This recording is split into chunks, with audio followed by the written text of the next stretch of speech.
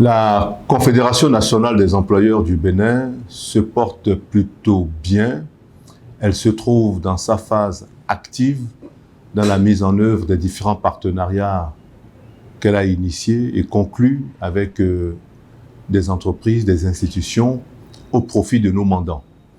Qu'il vous souvienne que 7 ans après notre création, on a pu travailler à positionner la Confédération nationale des employeurs du Bénin auprès de pratiquement toutes les instances nationales, internationales, reconnues par le gouvernement d'une part et les instances du Bureau international du travail BIT d'autre part, ainsi que par nos partenaires sociaux et bien d'autres organisations. Donc quand on a fini un tel positionnement, nous avons travaillé à, disons, apporter des opportunités d'affaires à nos mandants. Ça a été ainsi un certain nombre de voyages commerciaux que nous avons organisés, notamment dans les pays de la Tunisie, de l'Italie, de la France, de la Chine, et je crois que ça s'est passé avec beaucoup de succès. De la même manière, en incoming, nous avons accueilli également des délégations étrangères, et aujourd'hui, nous travaillons véritablement dans le dispositif naturel de notre organisation patronale, qui est le dialogue social, le dialogue tripartite, le dialogue donc entre gouvernement, employeur et employé. Et là, c'est un rôle, j'allais dire, naturel, dévolu à un patronat que nous essayons d'exercer tant bien que mal lors de nos différentes sessions avec le gouvernement et nos partenaires sociaux. C'est ainsi que récemment, nous avons été très actifs sur les questions d'augmentation du SMIC. Nous avons été très actifs sur les questions de l'assurance au personnel, avec évidemment ce qu'il y a de bon, mais aussi ce qu'il y a de difficile à surmonter pour les entreprises. La Confédération nationale des employeurs du Bénin est composée essentiellement de patrons. Ces patrons se retrouvent en assemblée générale. Sortis de cette assemblée générale, nous avons des présidents de commission. Et à côté des présidents de commission, puisque c'est une confédération, nous avons des présidents de fédération. Donc il y a des réunions mensuelles, statutaires, mensuelles, trimestrielles et même semestrielles qui réunissent les patrons des différentes fédérations. Ça, c'est des réunions statutaires, semestrielles. Nous avons les réunions des commissions, donc les personnalités membres du comité directeur national. Donc c'est des réunions, je dirais, trimestrielles. Et puis des réunions mensuelles composées essentiellement des membres du bureau. Et donc voilà, l'Assemblée générale prend des options, indique la vision et le comité directeur national, en l'absence du travail de l'Assemblée générale, eh bien, fait office d'eux et fait la poursuite des travaux initiés et demandés par l'Assemblée générale. Mais aussi, aux côtés de ces élus, nous avons un dispositif purement exécutif qui est composé de personnel, je dirais, salarié, qui travaille donc au quotidien à côté du bureau pour faire avancer les différents dossiers. Donc vous avez une partie exécutive qui fonctionne presque de façon autonome sous la direction d'un directeur exécutif, et puis vous avez le bureau, le comité directeur national et l'Assemblée générale qui, les trois organes sont composés exclusivement de patrons. Oui, non, au-delà, il y a beaucoup de choses. Hein. Vous avez vu les difficultés premières que nous avons rencontrées avec la fermeture des frontières avec le Nigeria. Ça a été quelque chose de très difficile auquel nous avons dû faire un plaidoyer à l'endroit du gouvernement pour faciliter justement les difficultés que rencontraient nos collègues qui travaillent avec le Nigeria. C'est pas facile d'avoir des stocks bloqués à la frontière et avec des stocks de denrées périssables, avec des grosses pertes, etc. Mais je dirais qu'essentiellement, la période de Covid, où tout le monde a été touché, mais les entreprises ont été vraiment frappées de plein fouet, et notamment les entreprises du secteur du tourisme, de l'hôtellerie et de l'aviation. Donc là, effectivement, on s'est mis vraiment au travail on a essayé de rédiger un mémorandum en ayant fait appel à tous les partenaires possibles et imaginables qui ont fait remonter leurs difficultés. Nous les avons hiérarchisés, nous les avons mis en ordre de présentation grâce à un mémorandum.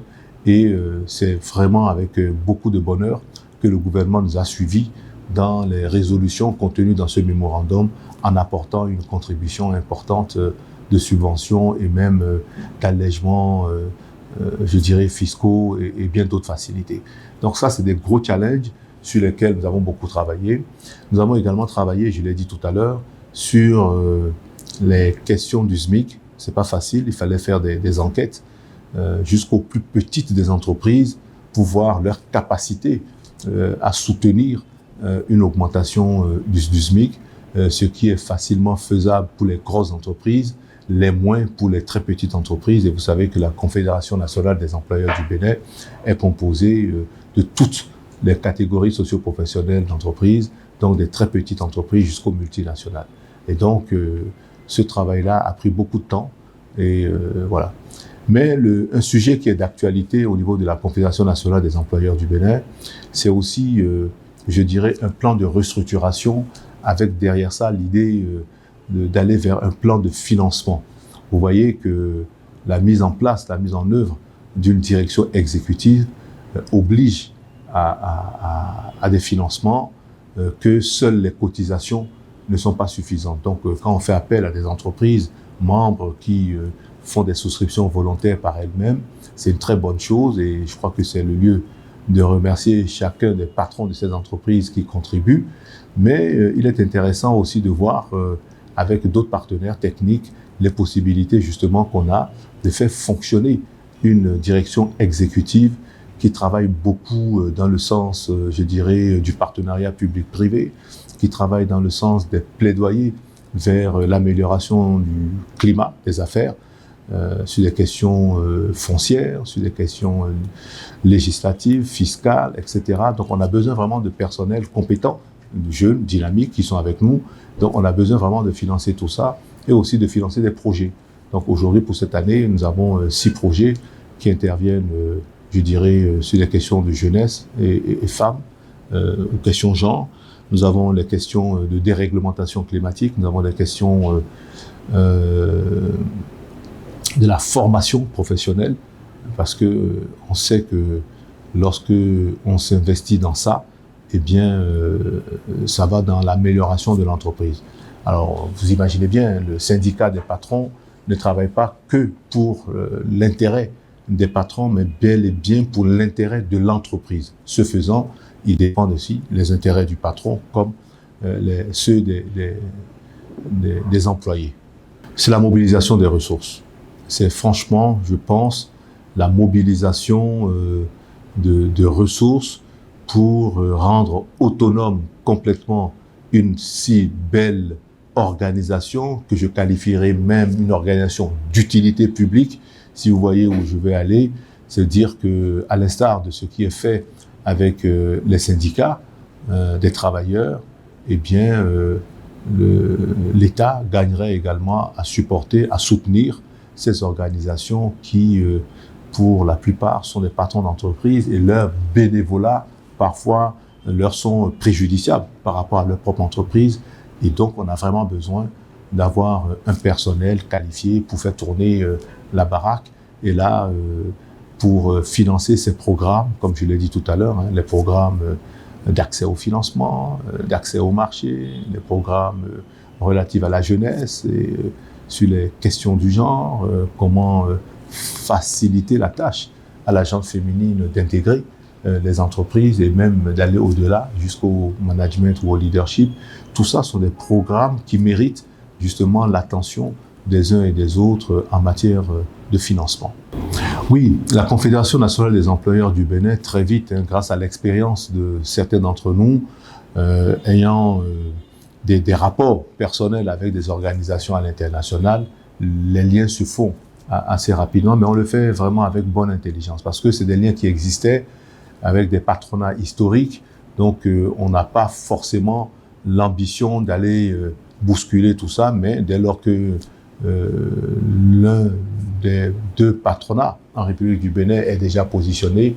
Nous l'accompagnons, nous soutenons cela sans forcément être présents à ce niveau-là. Mais nous avons développé des stratégies. C'est ainsi qu'en France, en Italie, en Chine, nous avons des représentants permanents qui travaillent pour le compte de la Confédération nationale des employeurs du Bénin. Si vous regardez l'actualité parisienne aujourd'hui avec la journée ou les journées internationales des femmes de la diaspora, la CONEB est présente. Vous regardez un petit peu en Italie avec l'IAO où on réunit les chefs d'entreprise de la diaspora et ceux africains. On est également présent, mais on est présent surtout sur des projets concrets, sur des manifestations concrètes où on peut faire porter notre voix, tisser des relations, nourrir un réseau relationnel et parfois même recourir à des compétences à l'international. C'est un peu le but de notre organisation. Si vous regardez les mois d'octobre à venir, on a déjà plusieurs demandes de patronat ou de groupements d'entreprises externes qui nous sollicitent pour faire des missions en République du Bénin. Et là, nous travaillons encore une fois en bonne intelligence avec tous les outils que nous disposons à Cotonou, avec la pièce, la CIPI, la CCIB et d'autres partenaires. Écoutez, c'est un bilan favorable, heureux. Vous me voyez président d'une confédération heureux, fier, parfois même honoré de la considération que l'on nous porte. Vous voyez, quand on a fait les 20 ans, on a voulu vraiment marquer nos mandants pour leur dire qu'il est possible de se mettre ensemble et de tirer profit. Nous avons signé des contrats, des accords de partenariat avec, je dirais, les plus grosses sociétés qui sont d'accord, qui sont enclins à tirer vers le haut ces petites structures, soit de représentation, de distribution ou autre, etc. Nous sommes les premiers à avoir mis en place ce type de partenariat entre les plus grosses qui sont capables d'offrir des opportunités aux moins importantes. On a 3 ou 4 contrats ainsi signés. Nous avons également fait des propositions d'offres de curricula en matière de formation professionnelle. Nous avons identifié également des formateurs. Nous avons rédigé nos propres curricula de formation. Nous avons également identifié des centres de formation, etc. Et nous nous sommes battus pour que le projet Arche, qui est destiné aux artisans, nous avons convenu que ces jeunes entrepreneurs en matière hôtellerie, restauration, tourisme et loisirs peuvent avoir le statut d'artisans et donc de bénéficier de cette formation. Nous sommes donc en pourparlers avec cette belle organisation Arche pour que la réalisation maintenant de ces formations soit effective. L'objectif,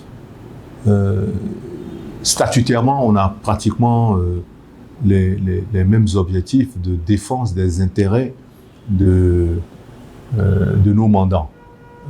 Nous, ici, dans la défense des intérêts de nos mandants, c'est une réflexion et une action, je dirais, ou des actions sur comment offrir des opportunités en matière publique-privée. Je l'ai dit tout à l'heure, des difficultés d'une de nos entreprises avec l'administration, on intervient rapidement et favorablement. Et en général, on a une très bonne écoute de l'administration pour faciliter la tâche. Donc, c'est vraiment des actions qu'on mène, mais la réflexion est de dire, on va vers, des plaidoyers plutôt de collaboration et non des plaidoyers conflictuels. Vous voyez, donc aujourd'hui, on a pensé que les entreprises les plus nombreuses quand même dans nos rangs sont les très petites et moyennes entreprises, et donc nous sommes très souvent enclins à dire les plus grosses doivent pouvoir tirer les plus petites, et je crois que ça fait son petit bonhomme de chemin, ainsi qu'à l'international, nous avons quand même une part, un rôle que nous jouons, et nous appelons ça la croissance partagée. Vous savez, dans la plupart de ces entreprises qui sont en tout cas plus développées que le nôtre, vous avez un entrepreneurship, je dirais, conséquent, bien évolué, et qui s'est établi sur des centaines d'années. Vous voyez, aujourd'hui, ils sont en essoufflement et ils sont bien souvent à la recherche de nouveaux débouchés. Et pour ces entreprises que je qualifierais de petites et moyennes entreprises, en Europe, plus précisément en France ou en Italie ou même au Maroc, eh bien, ils ont besoin d'avoir des référents dans un pays comme le nôtre pour pouvoir justement venir s'implanter, venir accompagner à une transformation ou simplement venir proposer leurs produits. Et là, nous nous positionnons comme étant des garants de ces entreprises qui se mettent en partenariat ou en joint venture avec ces entreprises étrangères. Donc, les spécificités, nous en avons, mais sur le principe, c'est pratiquement les mêmes. Alors, c'est toujours aussi bien quand on est en pourparlers sur des tables de négociation, lorsqu'on sait qu'aujourd'hui, nous avons 3 syndicats éligibles aux discussions, eh bien, nous sommes bien heureux d'être aujourd'hui 2 syndicats de patrons également éligibles pour les discussions. Ça fait 3-2 et en général, la voix du gouvernement peut ou prou trancher d'un côté ou de l'autre. Donc, il n'y a rien en termes d'animosité ou d'inimitié avec notre partenaire patronat historique avec qui nous travaillons.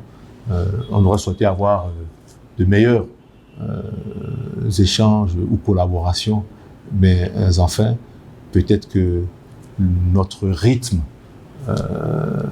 a besoin d'être suivi avec plus d'énergie que cela. Alors c'est toujours difficile, nous avons 468 membres, nous avons 18 organisations professionnelles, et lorsqu'on sait que dans chacune de ces organisations professionnelles, il y a aussi des membres dont nous n'avons pas la maîtrise, on ne peut pas quantifier cela, on peut dire oui, 18 organisations professionnelles membres de la CONEB, et à date 468 entreprises. C'est peu, c'est pas, mais c'est pas mal. Pour un pays comme le Bénin, ça doit faire à peine du 1 ou 2% des entreprises réellement qui sont dans notre pays, mais nous n'avons pas la culture je dirais, de l'association, de se mettre ensemble pour défendre nos intérêts.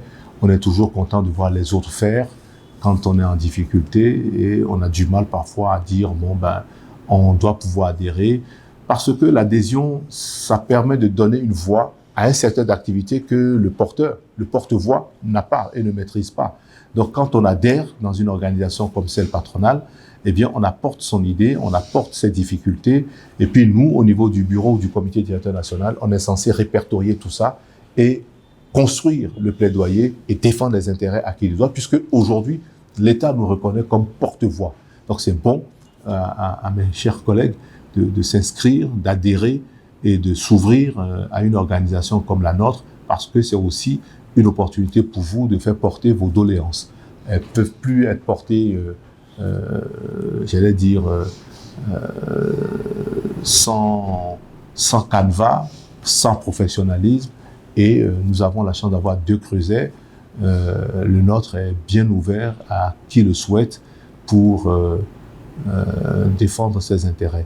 La condition essentielle, c'est d'être une entreprise immatriculée de droit béninois et avoir au moins un personnel déclaré à la Caisse nationale de sécurité sociale.